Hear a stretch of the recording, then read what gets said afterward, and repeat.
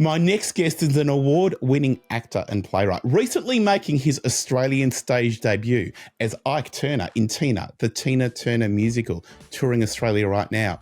Welcome to Showtime, Giovanni Adams. It's nice to be here, Andrew. Thank you for having me. So great to have you. Giovanni, what got you started as a performer? What made you want to start? Well, I'm from Mississippi, and so my earliest childhood memory of performing was in my grandmother's church. It was a beautiful place to experience people caught up in the spirit, singing gospel hymns, witnessing, some sort of fiery message from the pastor.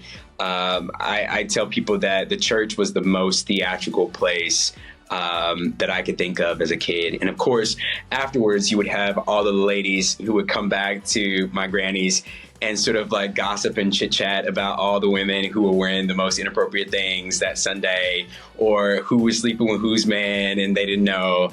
My uncles would also tell, very fanciful stories. And so, that was my, early memory of performing. But I think my first opportunity to sort of train was at a performing arts school in Jackson. Power Academic and Performing Arts Complex at the time was a public funded arts program. You had to audition, but I began training initially in vocal performance and later switched over to ballet, modern, and jazz. But that was my sort of foundation as an artist. Having performed now both in the USA and in Australia, what do you think the biggest difference is working in these two somewhat similar but very, very different parts of the world? And of course, I imagine audiences are really different too. You know what? It's so funny because a lot of press ask me this question, and my typical answer is that, Australia is a little bit of Broadway meets a footy match, in the sense of you have a mix of audiences, some of which who have grown up like watching musicals or visiting the theater. And then you have people who are very much so drawn in by Tina. And as you know, like Tina had this incredible relationship with Australia, from the Nutbush to her sort of campaign with the NRL. And so you have kind of like people who are like expecting a big rock concert, who are coming in and watching this full-on musical and are taken by surprise. And, they get, into it. There's a lot of, like yelling toward the stage that might remind you of a footy match. But then there's also, the tears and, the moments of revelation about, Tina's life that they didn't expect, coming in. So, I think it's a little bit of both. It's a little bit of Broadway. It's a little bit of footy, it's a bit all of that. And you touched on it before. You're playing Ike Turner. Now, anyone who knows anything about Tina Turner and her story knows about Ike Turner, and he's an incredibly present part of her life. But also a fairly dark part of her life. How did you bring that out, and how challenging was that for you? It's interesting. In many ways, you can't tell Tina's story without talking about Ike, because Tina was born in Nutbush, Tennessee, at a time of racial segregation, at a time of really political and social upheaval in the United States. We're talking about predating the civil rights movement. And she was a country girl, sort of hard times with both her mom and her dad. There were a lot of opportunities, waiting for her, with that kind of background. And yet she stumbled into a club in St. Louis, and she encountered this sort of superstar, which was Ike Turner, who at the time had recorded several #1 hits, including Rocket 88, which is pegged as the first rock and roll song. And she really wanted to impress this guy and let him know that she had this powerhouse voice. Now, Ike, he had this relationship with the industry where he was an incredible A&R person, incredible producer, incredible musician, but he really wasn't a front man. And so he had hired several musicians to sing some of his songs, who then went on to become famous and left him in the dust. And so when he encountered this 16-year-old impressionable girl with this big voice, he thought, here's my golden goose. Here's this person that I can shape and sort of like make her mine. And for a time, that was, a winning combo. I mean, like, you can imagine a young girl, like, from, kind of bogan, as you would say, who's then like, given like all kinds of fancy, clothes. She's touring the world. She's given this opportunity to have this microphone, singing these amazing songs and receiving all of this attention. But then she grows up. She matures into this woman who, like many of Ike's, previous professional relationships, she wanted more, than to just be sort of like a puppet. And I think that there was the tension, when she discovered her own agency, she came into her own power. It became a power struggle.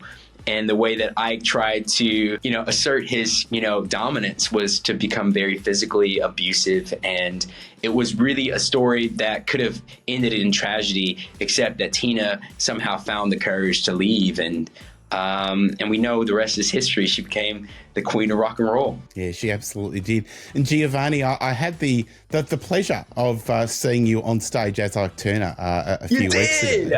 I did, and I loved it, and I loved your performance. And yeah, something that struck me at the time was that you were able to show Ike Turner as a villain. As you were saying before, but also you were able to sort of bring out that vulnerable, insecure part of him, and it was just beautiful to watch that you were able to show us as an audience that he wasn't angry because he was angry. He was angry because he was a vulnerable guy trying to make his way in life the best way he knew how. Andrew, that is actually the most meaningful compliment that I've had so far about my performance in this role. I mean, honestly, like, as an actor, like, you don't want to go on stage and feel like you're playing a baddie, because, our job is to create a fully formed, like, person.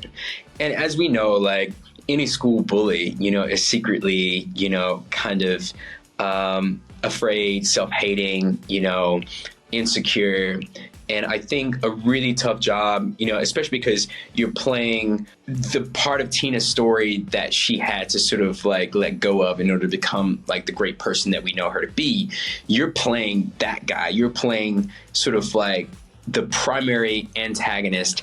And, audiences aren't necessarily wanting to see, the humanity in that kind of guy. And so it's my challenge every night when I go out there to like let people know that this is a person too. And I had a lot of demons. He was abused by the time he was 5 years old by 2 different women. He was basically disregarded for his contribution musically and taken advantage of by several record companies and executives.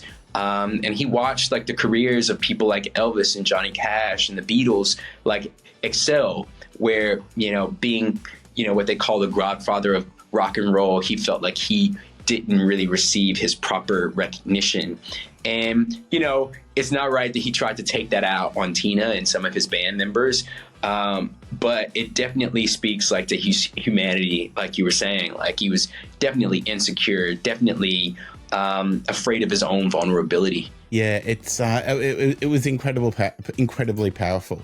But as too is most of Tina Turner's story. And what do you think it is about her music that's endured as this legacy, not just for a time and place, but also for her as a performer, and as her music is her life journey in so many ways? Yeah, I think what impressed upon me in looking at some of the interviews that she had with Philip Deloyd, who is the director of this particular production, she basically was saying like she wanted audiences to know, both in watching this musical and certainly when she was at the height of like, her career, that there was nothing Hollywood, nothing fake about like her music and her story. You know, in fact, she talked about, you know, in some instances having these really kind of like violent fights with Ike, you know, like either in the car or at the hotel before performance, you know, being, you know, pregnant, you know, and then having to go out on stage and deliver, you know, and perform in a way that people felt like they got their money's worth. And, you know, she was very clear that at no point did she have the luxury of sort of, you know, coming out on stage and not like sort of taking everything that was going on in her life and just putting it into the music. And so I think that really speaks to people. Like when they hear Tina sing, when they hear her voice, you know, they feel something that's really kind of real and primal and visceral.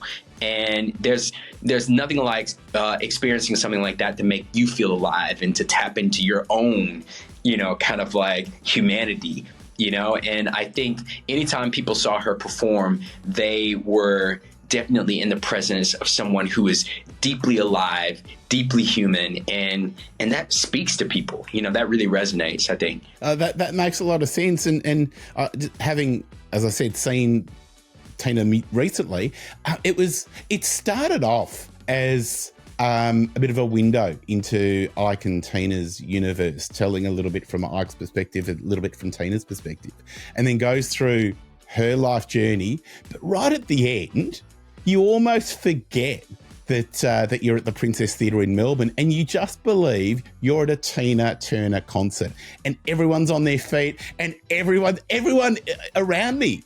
We're just, you know, my wife and I included, we were just so sucked in to being at a Tina Turner concert. It was an incredible experience. I had the same experience because I stepped into this role as another actor was exiting. I learned this plot in Perth. And so I was right there with you. The first time I saw the show in Perth, I had this moment where it felt like I was in the presence of Tina Turner. You know, and I've never seen her perform live, but, you know, sitting there, that moment where she belts out Simply the Best and people are standing to their feet and you can feel, you know, the pulse of everyone stomping and clapping to the music underneath you, especially in the Perth, because you have those risers up front that are kind of like, you know, a little bit wonky.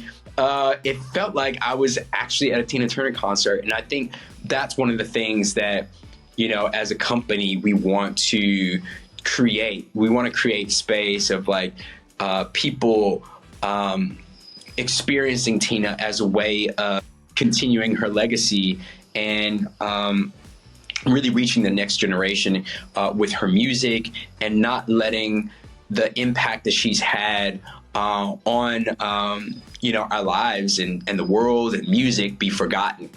And I think all of the women who play Tina, especially Ruva, she delivers on that solidly every single night, 8 shows a week. Yeah, it was such a high to end. Such a, you know, it's sometimes a really heavy, but an entertaining show. But yeah, there was that party feel at the end, and then everyone chatting and humming and singing away, leaving the auditorium and going back to the real world. It was what a Tina Turner musical should do. Yeah, of course. I definitely agree. And it's something really beautiful because this production was actually greenlit. You know, it was okayed by Tina before she passed away. And so to sort of have this show sort of live on, to sell all these tickets, to have, break all these records, in Australia in particular, because as you know, because you've seen the show, like Australia, an Australian manager is what really turned the tables around for Tina.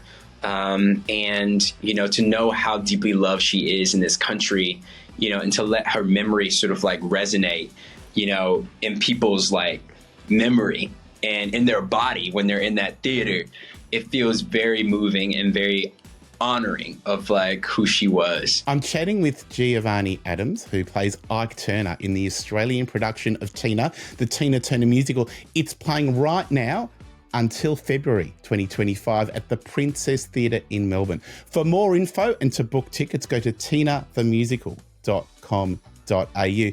Giovanni, thank you so much for the chat and all the best for the rest of your run. Andrew, thank you so much for your very kind words and giving space to sort of reach people who may not know about the story, and come to the theater, get your tickets.